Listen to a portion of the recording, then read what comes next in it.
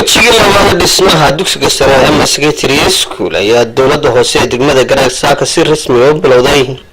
iyadoo wejigii koowaad ay hore u dhameystireen dowladda hoose ee dadweynaha ku dhaqan degmada Garowe oo iskaashanaya bilowga wejiga labaad ee dhismaha dugsiga sare ayaa saaka waxaa ka hadlay qaar ka mid ah uqaasha degmada Garowe waayeelka waxgaradka maamulka dowladda hoose iyo maamulaha dugsiga sare ama secretary school guddoonka waxbarashada degmada Garowe ardayda iyagu ka wax ka bartay dugsiga sare ama secretary school iyo dhammaan dadweynaha ku dhaqan degmada Garowe qurbo joogta iyo qolqol joogta iyo ardayda ka baxday dugsiga sare ugu baaqay inay ka soo qayb qaataan dhismaha dugsiga isla markaana ay ku dadaalaan sidii loo dhameystiri lahaa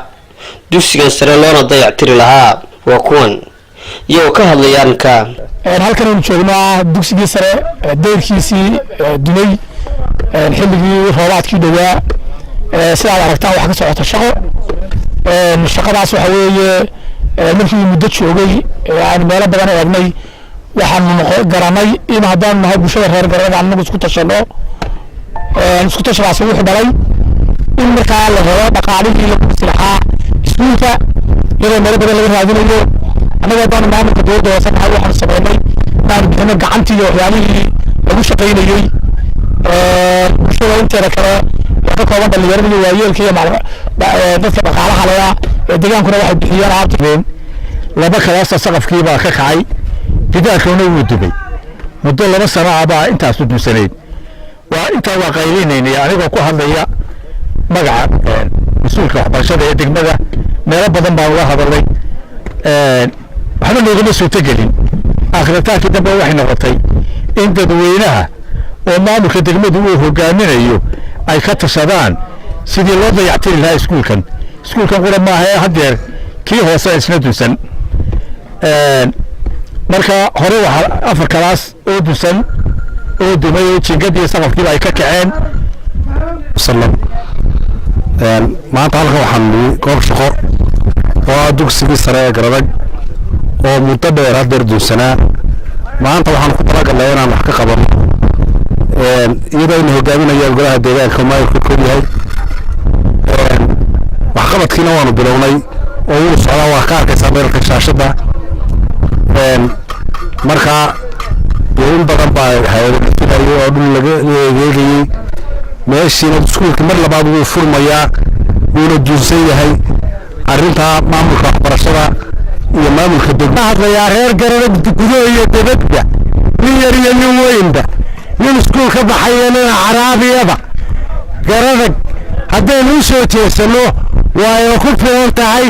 raggaas ka dhisayaan in mushaar qaadanayo malaha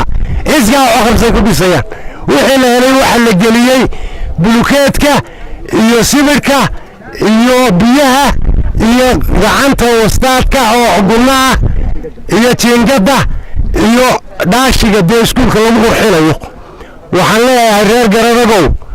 waxaan ka duulayaa heestii ahayd hantiyay macaan waa midaan hooy laga oran aybadu waxaad ku leedahay dhulkaaga hooyo waana lama huraante hagarnee wax ugu rabo codkiisu wanaagsan ayaa qayskari sidaas awgeed ana ku hadlaya afkii dhalinyaradii ka baxday dugsiga sare waxaan halkan ka ballan qaadaynaa inaan gacan weyn ka tari doono si dhaqsaana wixii aan awoodno iskuulka uga qaban doono intaas waa bishaaro waxaan kaloo halkan uga mahadcelinayaa maamulka dowladda hoose waayeelka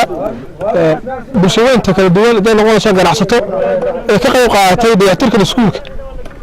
ugu dambeyn waxaan halkan baaq uga dirayaa guddoonka waxbarashada wuu socdaa waxa kale oo isaguna qorsheysan oo ka dambeeya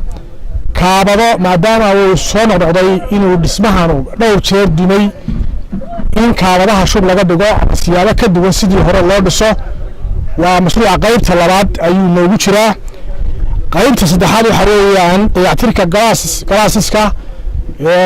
galaasyadii hore ilaa 2000kii soo dhisnaa ilaa up to now oo iyo maxay tahay sagxadihiisa iyo farandaha ama barandayaasha oo burburay iyaguna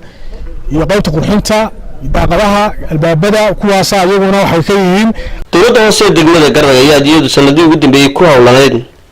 waxqabadka waxbarashada iyo baahiyaadka kala duwan ee asaasiga